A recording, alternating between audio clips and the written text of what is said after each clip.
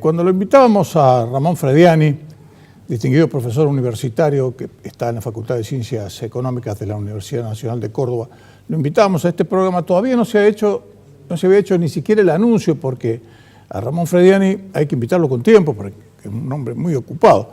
No se había hecho ni siquiera el anuncio de estas medidas que ya han entrado en vigencia en el día de hoy, que nos estamos refiriendo a todo este tema de los precios de los productos esenciales, como los ha calificado el gobierno, por darle una nueva denominación frente a las numerosas experiencias que ha habido de congelamiento de precios en Argentina y que todas fracasaron. ¿Va a ser lo mismo en esta oportunidad, Ramón? ¿Qué dice usted? ¿Qué tal, Gustavo? Buenas noches. Gracias por invitarme. Bueno, esto que se ha adoptado en materia de precios y otras medidas complementarias no podríamos denominarlo un plan ni un programa, ¿no es cierto? Sería un parche, no tiene suficiente entidad. Yo le llamaría más bien una estrategia electoral de precios.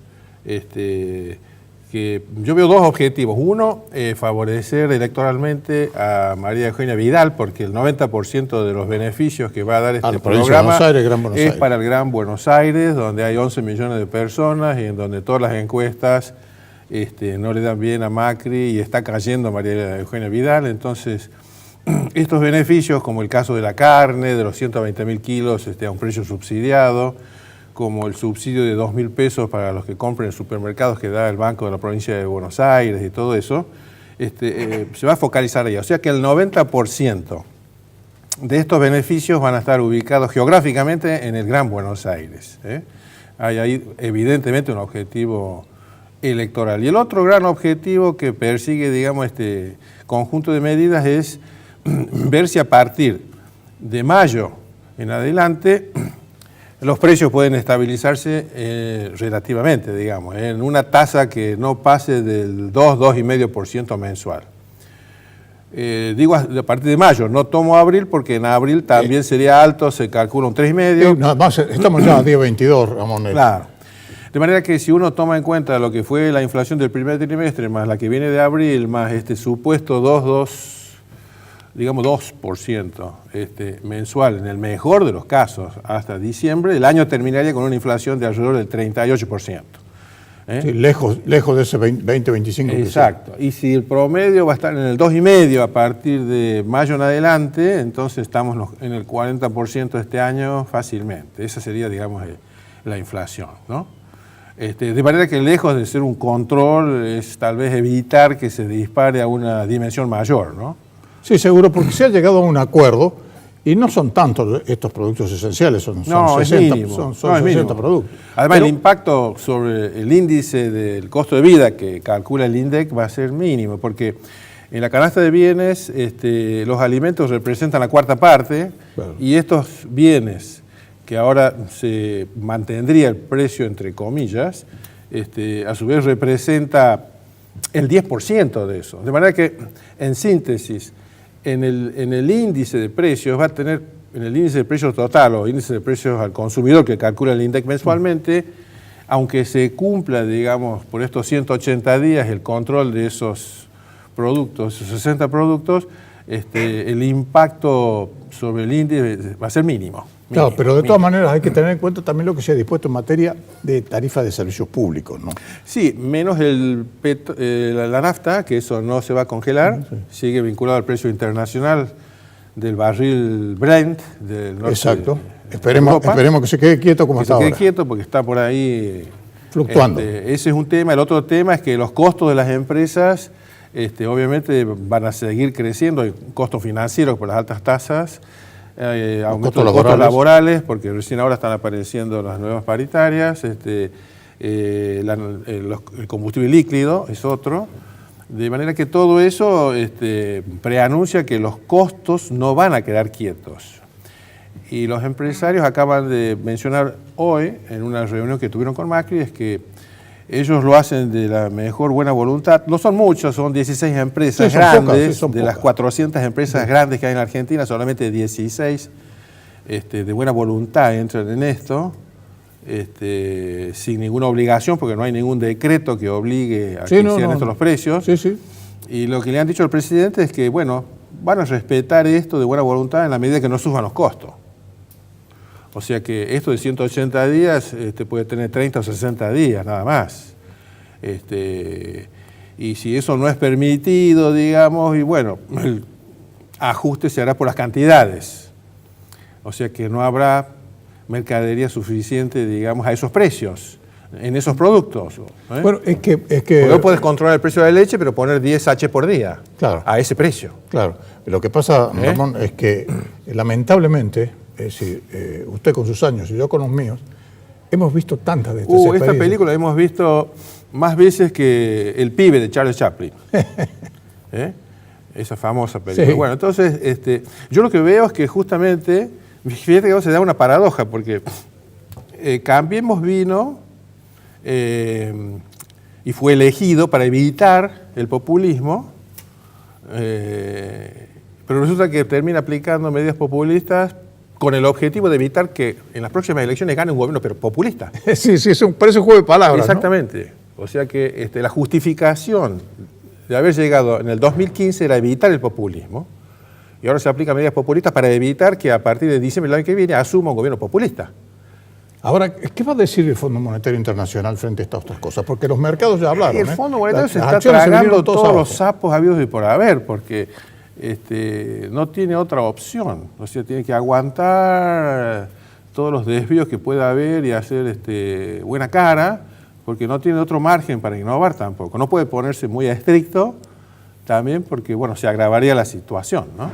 Ahora, por lo menos en materia de déficit fiscal estamos haciendo los deberes, porque las cifras que se acaban de publicar hoy dicen que ha habido por primera vez superávit, es decir, se han sobrecumplido las metas en el primer trimestre. Sí, pero del déficit primario, que normalmente el déficit primario es la cuarta parte del déficit total. Claro. Las otras 3/4 partes porque no se computa, por ejemplo, los intereses de la deuda. Claro, está los intereses de la deuda, o sea que tenés el costo financiero, que eso es bastante, son más o menos entre 15 y 18 mil millones de dólares por año. Tenés el déficit del Banco Central, con todos los intereses que paga por las LELIC. Claro. Tenés el déficit de las provincias, de las empresas públicas, de los organismos descentralizados. De manera que si vos juntas todo eso, aunque el primario haya sido superavitario en el primer trimestre, que efectivamente lo fue, pero por un monto chico, 200 millones de dólares nada más. Sí. Bueno, pero ya es un cambio, no seamos tan pesimistas, es un cambio. Sí, pero te aclaro que aún así, aunque sea cero el déficit primario, el déficit fiscal total está en el 6%, 6,5%. En dinero tenés 30 mil millones de dólares por año de déficit, que no aparece en este concepto de déficit primario, que es un pedacito ahí. Bueno, es la diferente forma de ver los números, y por eso claro, cuando hay una publicación consultamos a los que saben y que ven los números finitos, claro, y que se nos escapan a nosotros los periodistas porque no podemos estar en todo. Claro. Pero un especialista como Ramón a todas esas cosas siempre las vislumbra. Y además, pero para que los recuerdes, una regla muy simple. El primario es una cuarta parte del déficit total. Sí, seguro. Entonces cuando te dicen el déficit primario es cero, inmediatamente tenés que preguntar, ¿y qué pasa con las otras 3/4 partes del déficit? Sí, seguro. Esa es la pregunta. Ahí está, claro. Esa es la pregunta a realizarle a Duhovne y su gente. Ahora, tenemos otra cosa favorable también, que es que se sigue manteniendo el superávit en la balanza comercial. Eso también es cierto, ¿no? El superávit en la balanza comercial hay en este momento muy pequeño, pero desde el punto de vista contable. Es decir, de acuerdo a las declaraciones que hacen los exportadores, los formularios que llenan en aduanas, y esa información se pasa al INDEC y el INDEC da a conocer el dato. Pero una cosa es contablemente y otra cosa desde el punto de vista financiero, porque ahora, desde hace 1 año y medio, vos puedes exportar y dejar los dólares afuera. Claro. No tenés obligación como antes de traerlo en un lapso de 90 días o 120 días. Entonces una cosa es tener un superávit de 100, pero otra cosa es dónde están esos dólares. Y eso no significa que hayan efectivamente ingresado, ¿no? Bueno, entonces muchas veces confunde el concepto de superávit de la balanza comercial. Ahora, ¿En esto podemos incluir lo que está sucediendo con los cereales y con toda la cosecha nueva? Porque si pasa eso con la cosecha, estamos mal, ¿eh? También, sí, también. Porque se puede, es decir, claro, se puede vender todo, se puede liquidar todo, se puede vender todo, puede quedar la mitad afuera. Claro. Entonces, el volumen de ventas aparece como grande, importante, pero cuando llega el momento de ver los dólares, no necesariamente coinciden las cifras, ¿no? De manera que hay que tener cuidado ahí en ese manejo. Y otra cosa es que muchas veces se da a conocer la balanza comercial, exportación menos importación, pero resulta que hay otros dos rubros muy importantes que están afuera de ese, contablemente, son las remesas que las empresas hacen al exterior. En la Argentina hay 400 empresas que tienen sus sedes afuera, que son extranjeras, claro, y que responden a una planificación de la casa matriz y tienen metas de ventas, de ganancias y de remesas a la casa matriz en concepto de patentes, marcas de fábrica, regalías, dividendos. ¿Cuánto se manda por año? En promedio, 7.000 millones de dólares. Ahora, hay que recordar que con el kirchnerismo no había remesas, ¿eh? Las empresas estaban muy mal, le dejaban sacar únicamente si tenían algún arreglo con el gobierno, sí, si no, ni un peso, ¿no? Pero históricamente, más o menos por año, ese rubro son 7.000 millones de dólares que sale. Y después tienes el rubro de turismo, claro, ¿no? Que ese estaría más o menos bien ahora en este momento. Claro, es decir, como consecuencia... Como superavitario, digamos, claro, ¿no? Sí, pero claro, hay de todas maneras ese otros 7.000 millones que si vos lo consideras con el superávit de la balanza comercial, te hace negativa, aunque sea positiva en términos de intercambio de mercancías, ¿no? Bueno, y eso nos lleva a... La primera pregunta es, haciendo un resumen de todo lo que usted está diciendo, aquí el éxito de estas medidas que se han tomado en este programa especial, porque es un programa, digamos así, excepcional, lo dijo, Duhovne lo dijo, este no es un programa, lo han dicho ahora, lo dijeron esta mañana, no es un programa para contener la inflación, exactamente. Yo creo que tienen los ojos abiertos en ese sentido, porque yo creo que depende el éxito de este programa, que esto se cumpla, a que primero baje la inflación, ¿no? Porque si no, no hay forma. Claro, porque va a empujar los costos, claro, entonces las empresas no van a poder respetar, digamos, estos valores de precios, ¿no? Seguro, y han dicho del gobierno, esto se va a renovar, al igual que los precios cuidados, cada 180 días. Bueno, pero vayamos a la segunda pregunta. Bueno, pero ya los 180 días caen, por eso se demoró en hacerlo en abril, claro, caen para esta semana. La claro, estos 180 se cumplen 5 días después del 10 de diciembre. Claro, exacto. Bueno, habrá que ver si no los tienen que corregir antes. Bueno, hubo una repercusión, como decíamos recién, en las acciones argentinas, una caída, porque para las acciones argentinas el jueves fue un jueves negro, y eso se ha repercutido, por ejemplo, en la cotización hoy del dólar. ¿Qué va a pasar con el dólar, Ramón? Porque están tomadas todas las medidas tratando de que no se dispare esto, porque ya sabemos lo que pasa en Argentina y se dispara el dólar. Con estas medidas, más el ingreso de dólares, más lo que ha autorizado el Fondo Monetario Internacional, ¿se lo puede mantener quieto? Sobre todo que se ha fijado un techo, por un tiempo determinado en esa famosa banda cambiaria. Bueno, mira, hay un signo de interrogación. De acá hasta fin de año va a haber un gran signo de interrogación con el dólar, porque si bien es cierto que el Fondo Monetario ha flexibilizado y permite vender al Banco Central 150 millones de dólares si pasa el techo, y a su vez Hacienda creo que está autorizado a vender 60 millones diarios, y a su vez entran por el campo más o menos 100 millones de dólares diarios. Si vos sumás todo eso, podés llegar a 300, 350 millones de dólares diarios. Pero resulta que el mercado, si uno analiza las operaciones diarias, en la Argentina diariamente se compran por día 700 millones de dólares. Claro, es así. Porque lo compran los importadores, porque lo compran los que tienen que hacer remesas al exterior, lo compran los del turismo, así que hay muchas razones, los que compran por atesoramiento, lo que se compra para cancelar deudas privadas. Es decir, esa comprita de la gente en la casa de cambio poco tiene que ver, ¿no? No, poco, pero yo te digo que aún sumando lo que aportaría el campo, lo que aportaría el Banco Central y lo que aportaría el Ministerio de Hacienda, no es una cifra muy grande con respecto a lo que el mercado normalmente compra por día. Y un ejemplo es lo que ha ocurrido hoy también, ¿no? Que ha subido unos 80 centavos. Sí, 80 centavos. 80 centavos, es decir, que a pesar de esta, entre comillas, supuesta abundancia de dólares que habría ahora por la venta, porque ha empezado fuerte la venta de la cosecha, y que se va a mantener hasta agosto, en donde sería un periodo más o menos tranquilo, ¿no? Claro.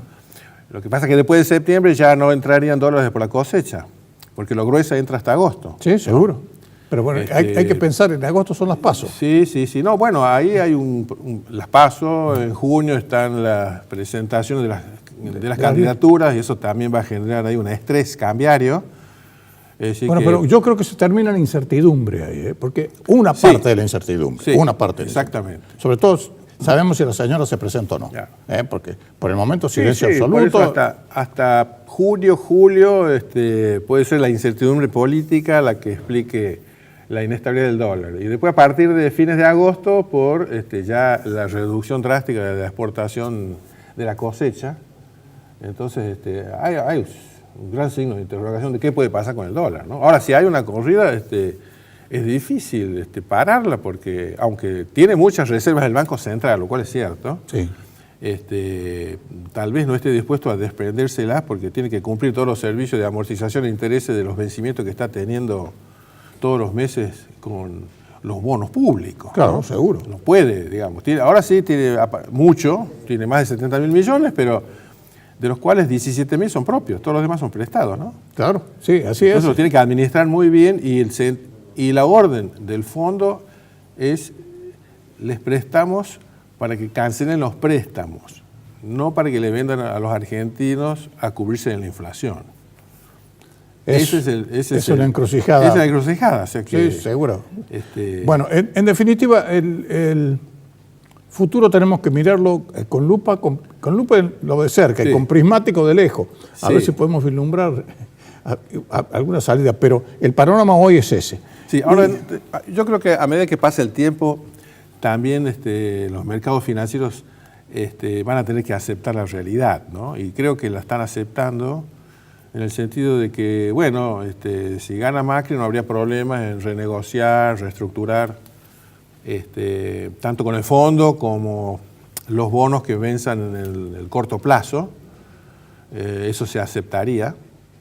Pero también están pensando, yo sé que han tenido contactos con La Baña, y también habría una solución similar, ¿no? Es decir, aceptarían, habría consenso de refinanciar en el 2020 si hiciera falta, ¿no? Sí, son las alternativas, por eso le estoy diciendo, es decir, a mirar con prismáticos, porque hay que mirar, la Argentina cuando mirás a 3 semanas necesitas ya prismáticos, nadie puede saber absolutamente nada. Sí. Bueno, de largo plazo. De largo plazo. Y hablando de largo plazo, hubo un artículo suyo muy comentado que apareció en el diario El Economista diciendo que nos preparemos para otro blanqueo. A ver cómo es eso. Bueno, mira, desde el 87 hasta ahora hubo 6 blanqueos, o sea, todos los gobiernos menos el de Néstor Kirchner hicieron un blanqueo cuando les cayó mucho la recaudación fiscal. Y en los últimos años, digamos del 2008 al 2016, en ese periodo de 8 años, hubo 3 blanqueos. De manera que ahora estamos ya en un promedio de casi un blanqueo cada 3 años. Claro. Porque se produce una baja importante en la recaudación y ahora se está dando ese fenómeno de que la recaudación ha caído aproximadamente un 10% en moneda constante, debido a que la recesión disminuye las bases imponibles, ¿no? Y bueno, la inflación, es que a las pymes les acaban de dar un blanqueo. Les han dicho, hasta siempre, si tienen 60 cuotas ahora para pagar, pero solo lo que debían hasta diciembre. Es decir, ese ha habido un blanqueo. Se anticiparon así. Tuviste razón, pero en lo inmediato, no en un rato. Sí, claro, es un blanqueo parcial porque va a cierto tipo de empresas, le bajan la tasa de interés al 2,5%. Claro. Que es una locura de todas maneras, pero, pero a comparación del 100... claro. Pero yo sospecho que puede venir uno en el 2020 grande. ¿Por qué? Porque cada 3 años, dado los altos impuestos que hay, y que hay un gran incentivo para pasarse a la economía negra, marginal o paralela o subterránea, como se le suele llamar, se acumula cada 3 años entre 50 y 60 mil millones de dólares en la economía negra. Claro. Entonces, hay que hacer una punción, sacar la PUS con un blanqueo. Y además permite aumentar las bases imponibles para los años futuros, porque ya al declarar claro, aumenta todas las bases imponibles. Ese es el principal beneficio de los blanqueos, no tanto lo que se recauda en ese momento en concepto de multa por haber blanqueado, sino por el hecho de que aumenta todas las bases imponibles a futuro. Bueno, pero y a eso va a haber, claro, va a haber porque el próximo gobierno va a llegar con gran necesidad de fondos. Seguro, sea el gobierno que fuere. Sea el que fuere, sí. Sea el que fuere, no va a tener mucho margen de innovación. Yo creo que... Pero puede haber... No hay margen para locuras, digamos. Bueno, pero lo que pasa es que si el que gana es el kirchnerismo, ya mostraron que son capaces de hacer cualquier locura. Sí, y ahora de mentiras están vendiendo una imagen de bonanza, digamos, como para no espantar el voto. Se están disfrazando de buenos. Pero hay que ver qué va a pasar. Todo el mundo sabe quiénes son. Sí, por supuesto. Hay algunos que siguen, sí. Los únicos que son sinceros son Ebed Bonafini y Luis Delía. Esos son, claro, sí, muestran los naipes. Muestran los naipes. Dice, va a haber reforma urbana, reforma rural, vamos a privatizar todas las empresas de servicios públicos, sí. Vamos a clausurar todos los medios opositores. Lo están diciendo ellos. Sí, sí, es decir, se les escapa, les quieren tapar la boca, pero no pueden. Bueno, son los mejores jefes de campaña de Macri. No, exactamente. Pero no se sabe si se va a presentar ella, porque también hay la posibilidad... Es una de las incertidumbres. Claro, claro. Y en una de esas lo decide 48 horas antes, ¿no? En la cancha de Racing, que ya la alquiló para el 20 de junio a la noche. Claro. Entonces son 48 horas antes del cierre de las listas. Típica maniobra. Claro, y si ahí llega a decir, no me presento, con un acto de renunciamiento, imitando lo que hizo Eva Perón al cargo de vicepresidenta, ¿te acuerdas? Ya en el año 52, creo que fue. Exacto. Lo cual la eleva, digamos, a la categoría de mártir, claro, como ocurrió con Eva. Seguramente. Ahí Cambiemos tiene que replantear 100% su estrategia. Claro, en 48 horas. Además, ya lo hacía Kirchner, ¿te acordás cuando decía el próximo presidente va a ser pingüino o pingüina? ¿Te acordás? Claro, exactamente. Lo que pasa es que se murió. Bueno, así es. Podríamos estar hablando toda la noche, pero como te invito muy de cuando en cuando, aprovecho para conversar contigo porque tenés información siempre con un prisma y con una amplitud que al mismo tiempo tiene un espejo que va y viene. Es decir, es un juego de espejos esta economía argentina. Sí.